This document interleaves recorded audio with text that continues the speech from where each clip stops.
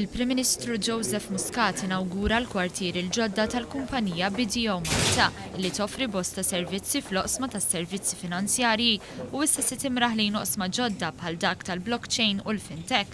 Il-kap eżekuttiv ta' BDO Malta Mark Attard qal li l-kwartieri ġodda jissimbolizzaw strateġija ġdida ta' tkabbir.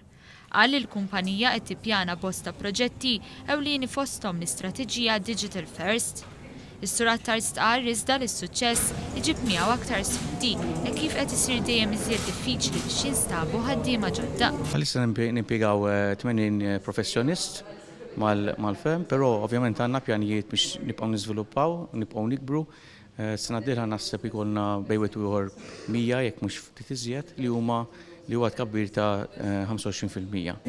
Is-Sur Attard qal li dan il-pass ma kienx ikun possibbli mingħajr gvern b'aġenda favuri negozju. L-industrija kollha nimmaġina li ovvjament timxi skont ukoll kif inhi mixja l-ekonomija.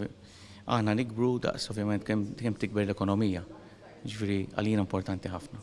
Il-kumpanija BDO din is-sena qed tiċċelebra l-40 sena ta' operat u l-pass għal ġejjieni huwa li tkun lesta t-teknoloġiji emerġenti.